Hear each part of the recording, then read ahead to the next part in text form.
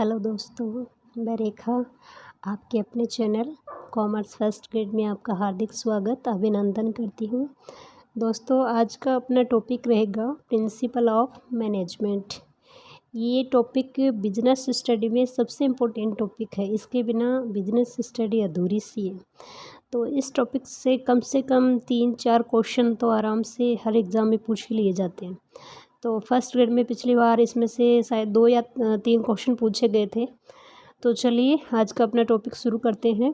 प्रबंध के सिद्धांत। प्रबंध के सिद्धांत से क्या मतलब होता है? भाई सिद्धांत क्या होते हैं? मतलब ऐसे नियम होते हैं जिनसे किसी कार्य को करने के लिए अपने को क्या मिलता है? मार्गदर्शन या पथ प्रदर्शक। सिद्धांतों का मतलब होता है कि आपको उन नियमों पे उस जो भी आपने एक धारणा या नियम जो बना रखे हैं उन पे आपको चलना है। यदि आपको अपने संगठन के उद्देश्यों को प्राप्त करना है तो आपको प्रबंध के सिद्धांतों की पालना करनी पड़ेगी। इससे क्या है कि कम लागत में आप अधिकतम लाभ कमा सकते हो और जो भी सोर्स है, जैसे भौतिक सोर्स हैं और जो मानवीय सोर्स हैं, उनका आप अच्छे तरीके से यूटिलाइजेशन कर सकते हो। तो प्रबंध के जो सिद्धांत हैं इसमें क्या होता है, कैसे होता है, तो उस पर अपन करते हैं डिटेल चर्चा। जीवन के किसी भी क्षेत्र में ज्ञान का व्यवस्थित अध्ययन करना एवं उस ज्ञान व्यवहार में अपनाने में कुछ मार्गदर्शन बातों को ध्यान में रखा जाता है। जैसे जीवन की कोई भी क्षेत्र, उसमें ज्ञान का अगर व्यवस्थित अध्ययन करना है या उस ज्ञान को व्यवहार में अपनाए रखना है तो उसके लिए कुछ मार्गदर्शक बातें होती हैं जिनको अपने को हमेशा क्या करना पड़ता है, ध्यान में रखना पड़ता है। उनके बिना अपना काम नहीं चल पाता है। ठीक है, ये सामान्य बता रहे हैं कि भाई किस तरीके से ये क्या चीज़ होती है। ये मार्गदर्शन बातें अनुभव एवं शोध के आधार पर निर्धारित की जाती हैं। अब जो मार्गदर्शक बातें होती हैं वो मनगढ़ंत तो होती नहीं है, वो किसी न किसी अनुभवी व्यक्ति या किसी न किसी व्यक्ति द्वारा शोध की हुई होती है। उनके आधार पे ये नियम और सिद्धांत बनते हैं, क्योंकि नियम और सिद्धांत बनने के लिए काफ़ी टाइम चाहिए होता है, इन पे रिसर्च होती है, किसी के अनुभव होते हैं, तो उसके आधार पे इन नियमों को और इन प्रिंसिपल्स को बनाया जाता है। जब ये बात ज्ञान अनुभव एवं निरीक्षण की कसौटी पर खरा उतरती है तो वे सिद्धांतों के रूप में स्वीकार कर ली जाती हैं। यानी कि जब ये निरीक्षण करने के बाद, अनुभव करने के बाद, शोध करने के बाद अगर ये बातें, ये सिद्धांत अपने व्यवहार में अगर खरी उतरती हैं और ये लगता है कि ये 100% सही है तो उन सिद्धांतों को व्यवहार में अपना लिया जाता है। प्रबंध शास्त्र के संबंध में भी यही शाश्वत सत्य लागू होता है।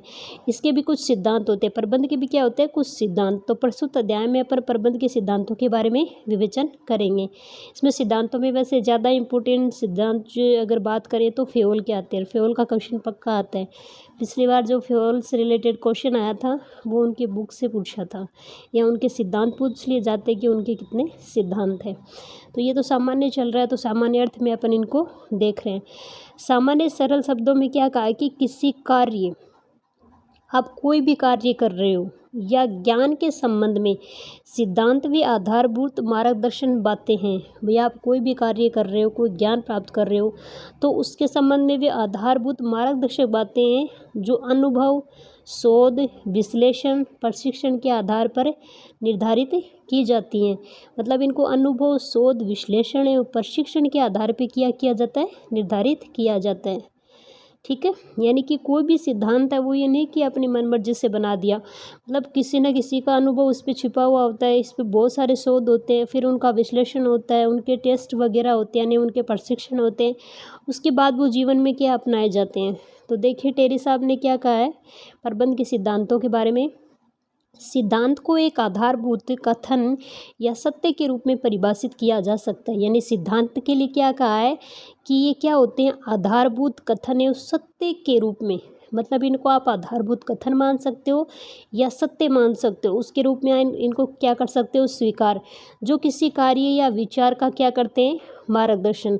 जो अपने को कोई भी अपने दिमाग में विचार है या अपन कोई भी कार्य कर रहे हैं तो उसके लिए अपने को क्या करते हैं, ये मार्गदर्शन का कार्य करते हैं। ये एक तरीके से अपने मार्गदर्शक होते हैं कि भाई आपको कार्य को किस तरीके से करना है जिससे आपको कम से कम परिसर में अधिक से अधिक लाभ प्राप्त हो सके। फिर आता है अपने कार्नेल साहब। कार्नेल साहब क्या कहते हैं कि ये आधारभूत कथन या सर्वमान्य सत्य हैं। वही बात आ गई, उन्होंने भी कहा कि आधारभूत कथन और सत्य हैं, और ये भी क्या कह रहे हैं कार्नेल साहब भी, आधारभूत कथन या सर्वमान्य सत्य हैं, मतलब सभी जगह मान्य होते हैं, हर क्षेत्र में मान्य होते हैं, जो किसी कार्य या विचार का मार्गदर्शन करते हैं। दोनों की इनकी एज इट इज़ परिभाषा है, कोई ज़्यादा डिफरेंस नहीं है। तो कार्नेल और टेरी की परिभाषा पे अपन ने चर्चा कर ली।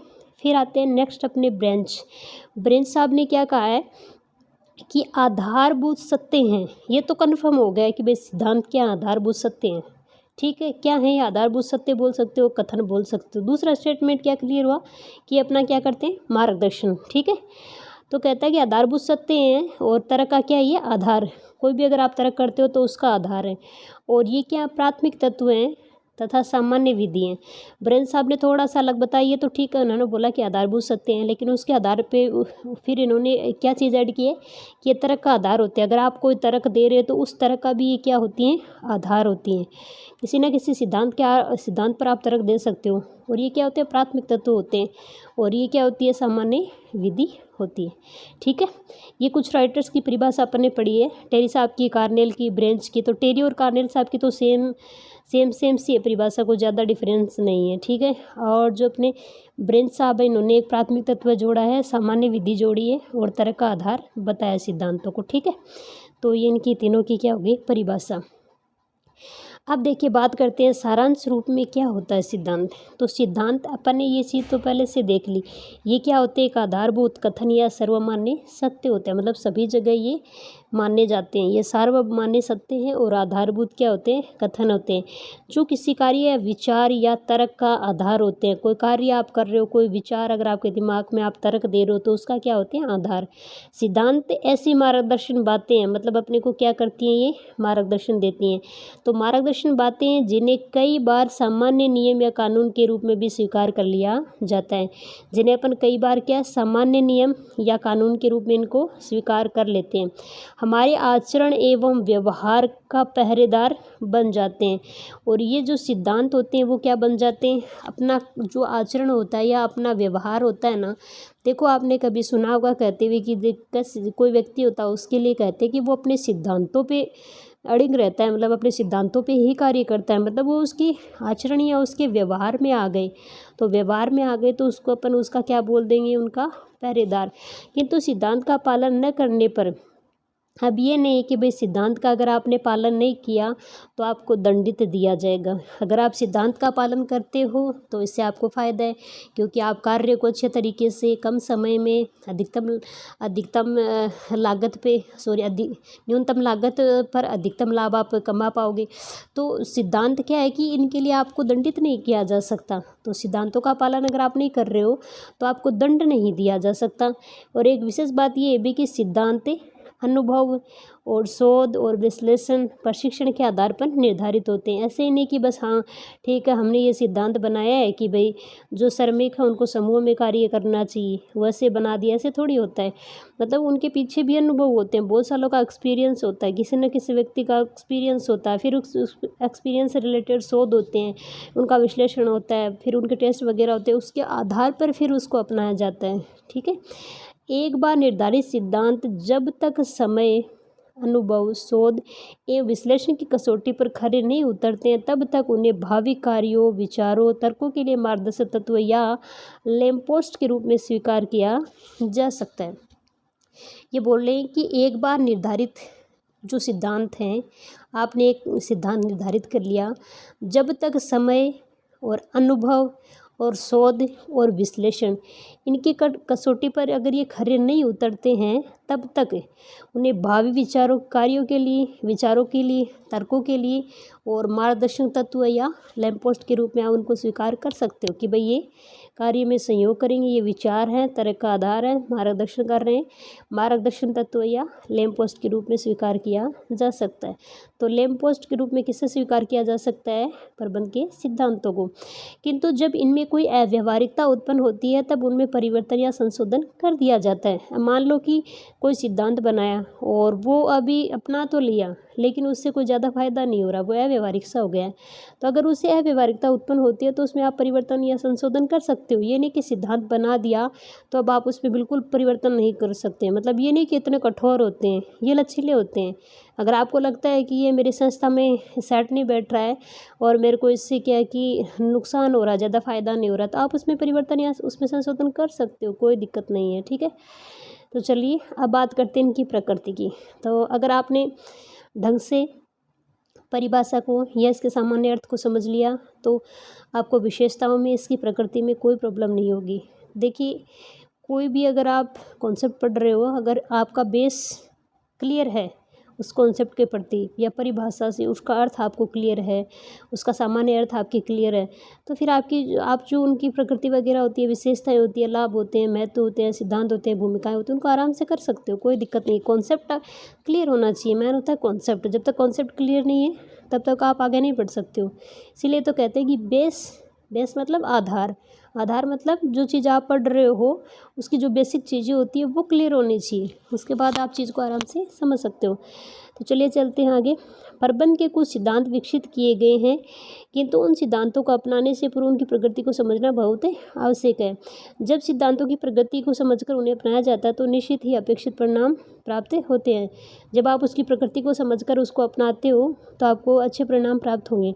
हम यहाँ सर्वप्रथम प्रबंध के सिद्धांतों के कुछ शीर्ष के रूप में अध्ययन करेंगे। सबसे पहले प्रबंध के सिद्धांतों के लिए कहा है, ये एक तरीके से इसके गुण ही होते हैं कि वे प्रबंध के सिद्धांत होते हैं वो गतिशील होते हैं, मतलब डायनेमिक होते हैं, मतलब उनमें वो निरंतर चलते रहते हैं।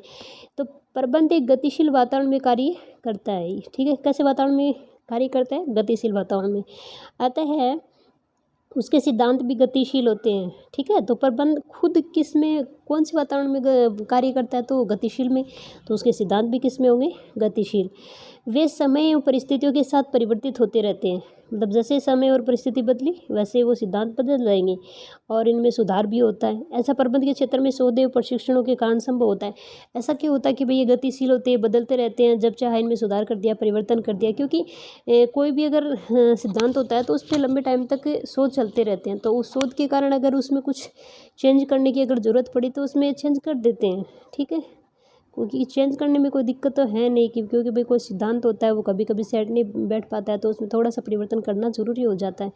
आधारभूत होते हैं ये किंतु अंतिम नहीं है, मतलब आपके जो सिद्धांत है वो आधारभूत होते हैं। ठीक है, मतलब आधारभूत कथन होते हैं लेकिन अंतिम नहीं है। कैसे?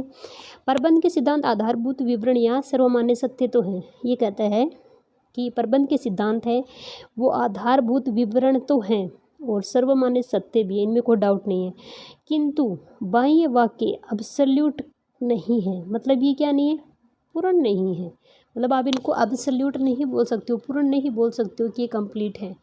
जो 100% सत्य है वो सभी परिस्थितियों में व्यवहार योग्य हो। आप ये नहीं कह सकते कि भाई कोई सिद्धांत है वो 100% इस परिस्थिति में लागू हो जाएगा या आप इस परिस्थिति में अपना सकते हो। ठीक है, ये कार्यों, व्यवहारों, विचारों के मार्गदर्शन मात्र होते हैं, मतलब ये पूर्ण नहीं होते हैं। ये सिर्फ कार्य पर, व्यवहार पर और विचारों के मार्गदर्शक के रूप में कार्य करते हैं, मतलब ये उनका सिर्फ मार्गदर्शन करते हैं, कंप्लीट नहीं है।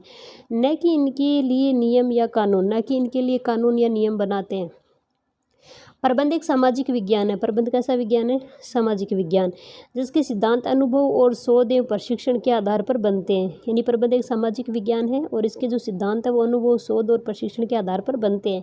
जब कुछ भिन्न अनुभव होता है तो उस पर शोध एवं प्रशिक्षण करके कुछ नए सिद्धांत बनाए जाते हैं।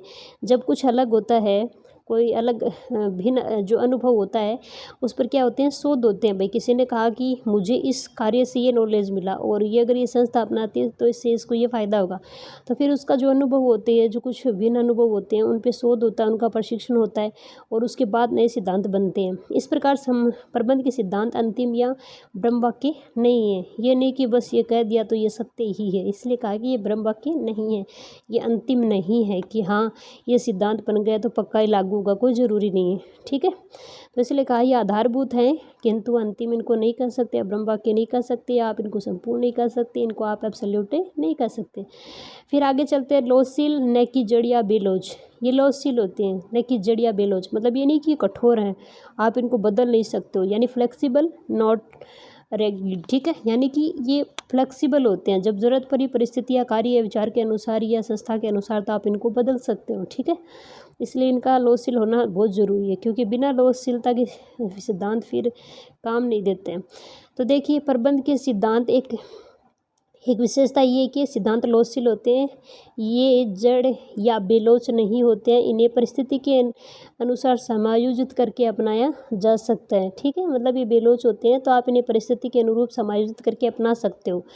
प्रबंध को इन्हें भौतिक शास्त्र के गुरुत्वाकर्षण के सिद्धांतों की भांति नहीं समझना है। मतलब जैसे फिजिक्स जो होती है आपकी, फिजिक्स जो होती है भौतिक शास्त्र, तो भौतिक शास्त्र होता है उसके गुरुत्वाकर्षण का जो सिद्धांत होता है उनमें क्या होते हैं कि वो नियम फिक्स होते हैं। तो उनकी भांति ये नहीं कि फिक्स है, इनको आप बदल नहीं सकते हो, बल्कि सामाजिक कला के रूप में मानना चाहिए। मतलब सामाजिक कला के रूप में आप, मतलब होता है कि आप इनको बदल सकते हो। अतः इन सिद्धांतों को अपनाते समय सहज एवं सरल भाव रखना चाहिए, न कि कठोर। ये नहीं कि नहीं मुझे तो मेरी संस्था में अपनाना ही है, बस मैं इसमें कोई परिवर्तन नहीं करना चाहता हूँ, तो ऐसा दृष्टिकोण नहीं रखना चाहिए। कठोर दृष्टिकोण नहीं होना चाहिए, लचीला दृष्टिकोण होना चाहिए। अतः इन सिद्धांतों को अपनाते समय प्रबंध को पर्याप्त दूरदर्शिता, कार्यकुशलता, मानवता आदि का परिचय देना चाहिए, ठीक है। तो सिद्धांत कैसे हो गए आपके? लॉसशील, नहीं कि जड़े हो बेलोच। और पहला जो अपने पढ़ा वो क्या पढ़ा? गतिशील होते हैं। दूसरा पढ़ा अपने आधारभूत सत्य होते हैं, न कि अंतिम, ठीक है, या ब्रह्म वाक्य। और तीसरा लॉसशील, न कि जड़े हो बेलोच। फिर आता है अपना सापेक्षिक। सापेक्षिक यानी रिलेटिव। सापेक्षिक का मतलब क्या होता है कि प्रबंध के सिद्धांत सापेक्षिक होते हैं। कैसे होते हैं? पूछ ले, प्रबंध के सिद्धांत कैसे होते हैं? निरपेक्षिक, सापेक्षिक। तो ये सापेक्षिक होते हैं। जिस प्रकार अर्थशास्त्र के प्रत्येक सिद्धांत में यह शर्त होती है कि अन्य बातें समान रहें, मतलब अन्य बातें समान रहें तो यह सिद्धांत लागू होता है। अन्य बातें अगर समान रहें तो ये सिद्धांत क्या हो जाएगा? लागू। ठीक उसी प्रकार प्रबंध में भी यह शर्त लागू होती है। भाई जो अपने इकोनॉमिक्स है उसमें कहते हैं कि अन्य बातें अगर समान रहे तो ये सिद्धांत लागू हो जाएगा, ठीक है। और उसी प्रकार प्रबंध में भी यही बात लागू होती है। दूसरे शब्दों में परिस्थिति में परिवर्तन होने पर प्रबंध के सिद्धांतों का अपेक्षित प्रभाव नहीं हो सकता। ये बोला परिस्थिति में अगर परिवर्तन हो गया तो प्रबंध के सिद्धांतों का अपेक्षित प्रभाव नहीं होगा। अतः हम कह सकते हैं कि प्रबंध के सिद्धांत परिस्थिति से जुड़े होते हैं, मतलब ये परिस्थितियों पर निर्भर करते हैं। प्रबंध के सिद्धांत किस पे निर्भर करते हैं? परिस्थितियों पे। अनुकूल परिस्थितियों पर सिद्धांतों के अनुकूल परिणाम होते हैं। अगर अनुकूल परिस्थिति होती है तो सिद्धांतों के आपको क्या मिलेंगे? अनुकूल परिणाम। और यदि प्रतिकूल परिस्थिति होती है तो आपको क्या परिणाम मिलेंगे? प्रतिकूल, ठीक है। तो टेरी साहब ने कहा है कि प्रबंध के सिद्धांत प्रबंध की बौद्धिकता के चुने हुए बीज कोष हैं जिनका उपयोग सावधानी बुद्धिमत्तापूर्ण करना चाहिए, बुद्धिमानी से करना चाहिए। तो टेरी साहब कहते हैं कि प्रबंध के सिद्धांत प्रबंध की बौद्धिकता के चुने हुए बीज कोष हैं, यानी प्रबंध के जो बौद्धिकता है उनके द्वारा चुने हुए बीज कोष हैं जिनका उपयोग आपको क्या करना पड़ेगा? बहुत ही सावधानी और बुद्धिमानी से करना पड़ेगा, ठीक है। तो ये बात टेरी साहब ने कही है। फिर देखिए आगे चलते, अपूर्ण है, अयथार्थ सिद्धांत है, ठीक है। अब देखिए अपूर्ण का मतलब क्या होता है कि ये कंप्लीट नहीं है, ठीक है। प्रबंध के सिद्धांत अपूर्ण, यथार्थ, अयथार्थ हैं जो सदैव 100% खरे नहीं उतरते हैं। ये नहीं कि 100% अगर संस्था में अपना लिए तो ये सही सेट होंगे। कई बार परिस्थितियां समान हो तो भी, कई बार परिस्थितियां भी समान हो तो भी दो विभिन्न समयों पर प्रबंध के 19 सिद्धांतों के परिणाम भिन्न भिन्न हो सकते हैं। कभी कभी परिस्थितियां समान रही लेकिन विभिन्न समय पर अलग अलग जो समय है उस पर प्रबंध के सिद्धांत क्या हो सकते हैं? परिणाम भिन्न भिन्न दे सकते हैं। उदाहरण के लिए इन्होंने कहा कि एक विज्ञापन को पहले महीने के पहले सप्ताह में देने से 10% की विक्रय वृद्धि होती है। अब ये कह रहे हैं कि जैसे कोई एडवर्टाइजमेंट आपको देना है तो अगर आप पहले महीने में या पहले सप्ताह में देते हो तो आपको 10% की क्या होगी? विक्रय वृद्धि होगी। जबकि दूसरे महीने के पहले सप्ताह में उसी विज्ञापन को देने से 15 या 8% विक्रय वृद्धि हो सकती है। उसी प्रकार अभिप्रेरणा की एक विधि कर्मचारियों को प्रेरित कर सकती है। तो ये ऊपर वाला एग्जाम्पल तो समझ में आ गया होगा। अगर भाई जैसे ये कह रहा है कि 1 महीना है तो 1 महीने के अगर आप प्रथम सप्ताह में जैसे एडवर्टाइजमेंट दे रहे हो तो आपकी 10% वृद्धि हो सकती है। दूसरी कंडीशन कहती है कि यदि आप दूसरे महीने के जैसे दूसरा महीना आएगा तो उसके पहले सप्ताह में अगर आप विज्ञापन देते हो तो 15 या 8% विक्रय हो सकती है, विक्रय वृद्धि दर हो सकती है। तो ये क्या है कि अलग अलग परिस्थितियाँ हो गई, तो एक परिस्थिति में लागू नहीं हो रहा, दूसरी परिस्थिति में अलग तरीके से लागू हो रहा है। अब देखिए उसी प्रकार दिया कि अभिप्रेरणा एक ऐसी विधि है कि एक कर्मचारी को प्रेरित कर सकती है जबकि उसी स्तर के दूसरे व्यक्ति को प्रेरित नहीं कर सकती है।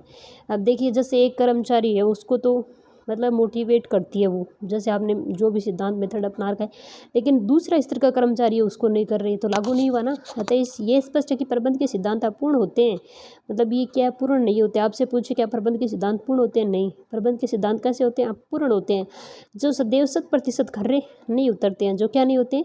सदैव 100% खर्रे नहीं होते हैं, इसलिए इनको अपूर्ण या अयथार्थ सिद्धांत कहा जाता है कि हर परिस्थिति में आप इनको समान रूप से लागू नहीं कर सकते हो। अगर कभी कभी परिस्थितियां अगर समान भी हो तो भी भिन्न समयों पर प्रबंध के सिद्धांतों के परिणाम क्या हो सकते हैं? अलग अलग हो सकते हैं। ठीक है, तो इसलिए इनको अपूर्ण और अयथार्थवादी कहा गया है। फिर आता है सार्वभौमिक। सार्वभौमिक का मतलब क्या होता है कि सभी जगह लागू होते हैं। मतलब विश्व का कोई भी ऐसा क्षेत्र नहीं है जहाँ पर ये लागू नहीं होते हैं। कैसा भी क्षेत्र हो, कहीं भी हो विश्व के किसी भी कोने में, तो समान रूप से ये लागू होंगे। तो ये क्या होते हैं? सार्वभौमिक। प्रबंध के सिद्धांत की प्रमुख विशेषता ये भी है कि इन सिद्धांतों को सभी आकार प्रकार के संगठनों संस्थाओं में अपनाया जा सकता है। किसी भी प्रकार का छोटा संगठन हो, बड़ा संगठन हो, छोटी संस्था हो, बड़ी संस्था हो, कैसी भी संस्था हो। और दूसरे शब्दों में इन सिद्धांतों को जैसे उनमें भी अपनाया जा सकता है, उसके अलावा जैसे घरों में भी, मंदिरों में भी, गिरजाघरों में भी, मस्जिदों में भी, व्यवसाय में भी, शैक्षणिक में, राजनीति में, सभी संगठनों के प्रबंध में अपनाया जा सकता है। क्योंकि देखिए प्रबंध तो हर जगह होता है, घर से लेकर बाहर की चाहे कितनी भी बड़ी से बड़ी संगठन हो, कितना बड़ा से भी बड़ा संगठन हो, सभी में क्या होता है? ये लागू होता है। ठीक है, इसके अतिरिक्त इन सिद्धांतों को सभी देशों में अपनाए जा सकते, कोई भी देश हो, किसी भी देश में अपनाया जा सकता है। संक्षेप में प्रबंध के सिद्धांत सार्वभौमिक के सर्वव्यापी हैं, किंतु सभी देशीय परिस्थितियों में प्रबंध के सिद्धांतों को ज्यों का त्यों नहीं अपनाया जा सकता। ये बात इम्पोर्टेंट है कि भाई ठीक है, सभी जगह सार्वभौमिक होते हैं, सभी जगह अपनाए जा सकते हैं, कोई भी संगठन हो, कोई भी संस्था हो और कोई भी देश हो, लेकिन एक शर्त है कि क्योंकि हर एक जो संस्था होती है, संगठन होता है, देश होता है, उसकी परिस्थितियां अलग होती हैं। तो परिस्थिति और वहाँ की परिस्थिति है उसमें जो का त्यों नहीं अपनाया जा सकता, कुछ उसमें थोड़ा सा चेंज करके इसको अपनाया जा सकता है। तो देखिए यहाँ पे फ्योल साहब ने कहा है कि सिद्धांत के उपयोगों को सांस्कृतिक परंपराएं, आर्थिक विकास का स्तर तथा सरकारी नीतियां प्रभावित करती हैं। अब ये जो सिद्धांत है इनका वो आप उपयोग तो कर रहे हो, ठीक है, लेकिन वहाँ की सांस्कृतिक जो परंपराएं हैं, वो आर्थिक विकास का स्तर और सरकारी नीतियाँ क्या करती हैं? इन सिद्धांतों को प्रभावित करती हैं। तो ये बात किसने कही है? फ्योल साहब ने कहा कि सिद्धांत के उपयोग को सांस्कृतिक परंपराएं, आर्थिक विकास का स्तर, सरकारी नीतियाँ क्या करती हैं? प्रभावित करती हैं। देखिए इन परिभाषाओं को भी ध्यान से पढ़ना बहुत ज़रूरी है। कभी कभी पूछ लेते हैं कि जैसे क्वेश्चन बना लिया, सिद्धांतों के उपयोग को निम्न में से प्रभावित नहीं करती है। जैसे उसमें दे दिया सांस्कृतिक परंपराएं करती हैं, आर्थिक विकास का स्तर करता है, सरकारी नीतियाँ करती हैं, ठीक है, या फिर उसमें नन ऑफ दिस दे दिया, या सभी दे दिया, या फिर कोई और ऑप्शन ऐड करके दे दिया। तो ऐसे प्रश्न बन सकते हैं, तो आपको इनको ध्यान में रखना, ठीक है, क्योंकि अपन इसका बेसिक पढ़ रहे हैं तो बेसिक में ये चीज़ें अपने को पता होनी चाहिए कि सिद्धांत होते हैं उनको उनकी सांस्कृतिक परंपराएं और आर्थिक विकास का स्तर, सरकारी नीतियाँ भी क्या कर सकती हैं? प्रभावित कर सकती हैं। ठीक है, अब चलते हैं सिद्धांत नीतियों से भिन्न होते हैं। देखिए नीतियाँ अलग होती हैं और सिद्धांत अलग होते हैं। अब देखिए इन पे बात करते हैं। सिद्धांत जो होते हैं वो अनुभव, शोध, परीक्षण के आधार पर निर्धारित कार्य एवं विचारों के लिए क्या कार्य करते हैं? मार्गदर्शन। क्योंकि अपन ने पढ़ा है कि सिद्धांत होते हुए अनुभव से, शोध से, प्रशिक्षण से, इनसे क्या होते हैं? तैयार होते हैं, जो अपने मार्गदर्शन का कार्य करते हैं किसी कार्य विचार के लिए। जबकि नीतियाँ क्या हैं? पॉलिसी क्या होती है? किसी संस्था द्वारा निर्धारित वे मार्गदर्शन बातें हैं। मतलब ये किसके द्वारा निर्धारित होती हैं? संस्था द्वारा, ठीक है, संस्था द्वारा निर्धारित वे मार्गदर्शक बातें हैं जिनके आधार पर संस्था में निर्णय लिए जाते हैं। यानी ये मतलब संस्था के द्वारा निर्धारित मार्गदर्शन बातें होती हैं और जिनके आधार पर संस्था क्या करती है? निर्णय लेती है। नीतियाँ सिद्धांतों के आधार पर निर्धारित की जाती हैं और नीतियाँ जो किस पर डिपेंड होती हैं? सिद्धांतों पे, ठीक है, क्योंकि सिद्धांत तो पहले से अनुभव, शोध और प्रशिक्षण के आधार पर तैयार होते हैं। तो नीतियाँ सिद्धांतों के आधार पर तैयार की जाती हैं, निर्धारित की जाती हैं। इस प्रकार सिद्धांत व नीतियों में आधारभूत अंतर होता है, ठीक है। नीतियाँ अलग होती है, सिद्धांत अलग होते हैं। पता चला कैसे होते हैं? सिद्धांत होते हैं वो हमेशा किसी कार्य विचार को करने के लिए अनुभव, शोध, प्रशिक्षण और इनके आधार पर तैयार किए जाते हैं, जो मार्गदर्शक बातें होती हैं। जबकि नीतियाँ किसी संस्था द्वारा निर्धारित, मतलब संस्था खुद ही निर्धारित करती है, तो उसके द्वारा निर्धारित मार्गदर्शक बातें होती है जिनके आधार पर संस्था क्या करती है? डिसीजन लेती है। और नीतियाँ सिद्धांतों पर आधारित होती हैं, यानी इनके द्वारा निर्धारित की जाती हैं, ठीक है। और सिद्धांत जो होते हैं वो नियमों से भी भिन्न होते हैं, नीतियों से भी, पॉलिसीज से भी भिन्न होते हैं, और जो रूल होते हैं उनसे भी प्रिंसिपल क्या होते हैं, भिन्न होते हैं। भाई नाम देखो प्रिंसिपल है, ठीक है, प्रिंसिपल्स, तो ये प्रिंसिपल है और ये पॉलिसी है और ये रूल है, तो इनके नाम अलग अलग है, तो इनमें अंतर तो है, इसीलिए नाम अलग है, वरना इनका सबका नाम भी प्रिंसिपल ही रख देते हैं, ठीक है। तो देखते हैं सिद्धांत और नियम में क्या अंतर है। सिद्धांत कार्यों और विचारों का क्या करते हैं, मार्गदर्शन, जबकि नियम क्या करते हैं, कार्य को करने की रीति बताते हैं। देखिए बहुत अच्छा अंतर है, यानी कि कार्य को करने की रीति बताने को कहते हैं। प्रश्न बन जाता है यहाँ से, भाई कार्य की करने की रीति बताते हैं आपको, ये तो मार्गदर्शन करते हैं कार्य और विचारों का, जबकि ये कार्य को करने की रीति बताते हैं कि आपको कार्य को किस तरीके से करना है। नियम द्वारा बताई गई रीति का पालन न करने पर दंड भोगना पड़ता है। नियम बना दिया, अगर उस नियम के अनुसार बताइए, अगर मेथड है उसके अनुसार अगर कार्य नहीं किया तो दंड भोगना पड़ेगा, जबकि सिद्धांत होते हैं उनको तोड़ने पर दंड का कोई प्रत्यक्ष व्यवस्था नहीं होती है। अगर सिद्धांत को आपने तोड़ दिया, उसकी पालना नहीं की, तो आपको दंड नहीं दिया जाएगा, जबकि नीतियाँ होती हैं अगर उसकी पालना आप नहीं करते हो तो आपको क्या मिलेगा, नियम जो होते हैं अगर उनका आप पालन नहीं करते हो तो आपको दंड मिलता है। जैसे देखिए एग्जाम्पल, सरकार नियम बनाती है, तो कोई नियम बना रखा है, अगर आप अपन उसका पालन, जैसे कोविड में नियम बनाए थे कि भाई आपको इतनी बजे से इतनी बजे तक घर से नहीं निकलना है, ये नहीं करना।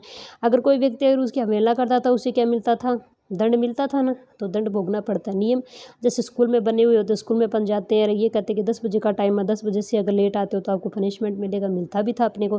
तो वो क्या होते हैं, नियम होते हैं, वो कठोर होते हैं, अगर आप उनको नहीं अपनाओगे तो आपको दंड भोगना पड़ेगा। जबकि सिद्धांत क्या कहते हैं कि अपनाओ चाहे नहीं अपनाओ, आपको दंड नहीं मिलेगा, ठीक है। तो आगे चलते हैं, सिद्धांत प्रबंध कौशल से क्या होते हैं, भिन्न होते हैं। ओके, सिद्धांत प्रबंध कौशल से क्या होते हैं, भिन्न होते हैं। प्रबंध कौशल से भिन्न कैसे होते हैं, तो देखिए प्रबंध के जो सिद्धांत है वो एक आधारभूत सत्य हैं जिनके आधार पर कार्य एवं व्यवहार को किया जाता है। क्योंकि आधारभूत सत्य हैं जिनके आधार पर कार्य और व्यवहार को, ये लाइन रिपीट हो रही है, इससे ज़्यादा इसमें कुछ नया नहीं। आधारभूत सत्य हैं, मार्गदर्शक हैं, कार्य और विचार व्यवहार किया जाता है। जबकि प्रबंधकीय कौशल प्रबंधकीय ज्ञान के उपयोग की विधि है। जबकि जो प्रबंधकीय कौशल है वो प्रबंधकीय ज्ञान, प्रबंधकीय कौशल का मतलब है कि एक प्रबंधक होता है उसमें कैसा ज्ञान है, तो उसके उपयोग की क्या एक विधि होती है जो प्रबंधकीय कार्यों के लिए आधारभूत होती है। जो केवल प्रबंध की जो कार्य हैं, जैसे POSD यानी प्लानिंग है, ऑर्गेनाइजेशन है, डायरेक्शन है, कंट्रोल है, तो उनके लिए क्या होती है, आधारभूत होती हैं। प्रबंध के सिद्धांतों को प्रबंध के व्यवहार में केवल मार्गदर्शक तत्वों के रूप में अपनाया जाता है। प्रबंध के जो सिद्धांत है उनको प्रबंध के व्यवहार में केवल मार्गदर्शन तत्वों के रूप में अपनाया जाता है। फिर आता है मानव व्यवहार से प्रभावित। अब ये जो सिद्धांत होते हैं वो क्या होते हैं, मानव व्यवहार से हमेशा प्रभावित होते हैं, ठीक है। चलिए, प्रबंध मनुष्य के व्यवहार से व्यवहार करता है, प्रबंधक मनुष्य से व्यवहार करता है, क्योंकि प्रबंधक को तो एम्प्लॉय उनसे संपर्क रखना पड़ता है, तो वो मनुष्यों से व्यवहार करता है। अतः प्रबंध के सिद्धांत मानव व्यवहार के क्या होते हैं, प्रबंध के सिद्धांत जो मानव व्यवहार होता है उसके निर्देशक के संबंध में लागू किए जाते हैं, किंतु मानव व्यवहार स्वयं परिवर्तनशील एवं संदेहशील है। अतः प्रबंध के सिद्धांत की सफलता विफलता मानव के व्यवहार से प्रत्यक्ष रूप से प्रभावित होती है। यानी कि मानव का व्यवहार क्या है, परिवर्तनशील है और संवेदनशील है, तो उसके व्यवहार में अगर परिवर्तन होता है तो मन के व्यवहार से वो जो सिद्धांत है वो भी क्या हो जाते हैं, कभी सफल और कभी असफल। तो इससे क्या मानव का जो व्यवहार है उससे सिद्धांत क्या हो रहे हैं, प्रभावित हो रहे हैं, ठीक है। ओके, अब आगे आता है प्रबंध के सिद्धांतों का महत्व है।